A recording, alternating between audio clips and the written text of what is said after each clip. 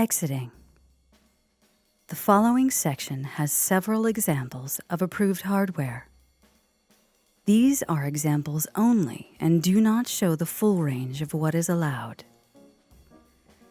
If what you find during your inspections is superficially different, but operates under the same principles and meets the same standards of what is shown, it is also approved. Exit doors must open without a key or special knowledge. Approved hardware. The exits must be readily distinguishable and cannot be concealed by curtains, drapes, or, well, anything.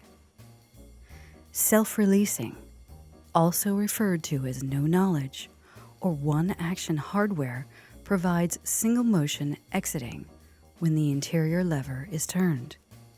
Here we have one of our at-bay man doors outfitted with simple self-releasing hardware. The interior side of the lock will always turn, providing single-action opening. In this example, the exterior side is always locked. This is not a requirement. Here is an example with a keypad on the exterior side. What makes this or any other hardware in the category acceptable from the perspective of the California Fire Code is that it provides single motion exiting when the interior lever is turned. Interconnected single locking hardware. As you can see, this door has both a lever and a thumb turn deadbolt for enhanced security. These two elements are interconnected. Pushing down on the lever opens both. This represents the only time a thumb-turn deadbolt is permissible in a business or mercantile occupancy interconnected to a self-releasing mechanism.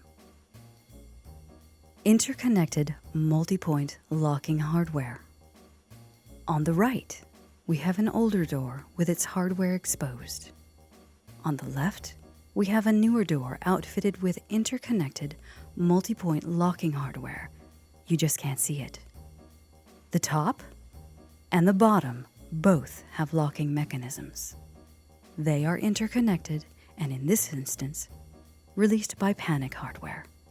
Which brings us to panic hardware, a door latching assembly that releases the latch upon application of force in the direction of egress. Simply put, the door opens when you push on it. Installation of additional locks or latching devices on doors equipped with panic hardware is prohibited, with a single exception. The front or main door or single set of doors of an occupancy can have a double-keyed deadbolt. This is the only instance doors may have multiple non-interconnected locks. If this option is used, it is required to have a sign above the door that states, "This door to remain unlocked during business hours." Security doors or screens.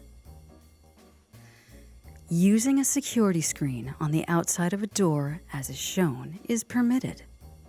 However, there can be no latching or locking hardware on said security door.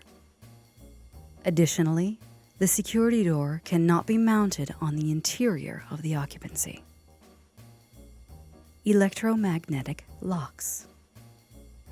Doors that are permitted to be electromagnetically locked must default to unlocked with the loss of power. Gates. If there is a gate in the exit path, like this one, it has to conform to the same standards as any other exit door. It must open without a key or special knowledge. Furthermore, if this door has panic hardware, then the gate needs it as well. If the doors in the exit path have panic hardware, then every subsequent door is required to have the same. Exit signs. Exit and exit access doors must be marked with approved exit signs readily visible from any direction of travel. It is mandatory for the path of egress travel to exits and within exits to be marked by readily visible signs, clearly indicating the direction of travel when the exit or path of egress is not immediately visible. Exit signs are not required in Group B and M occupancies with only one exit door.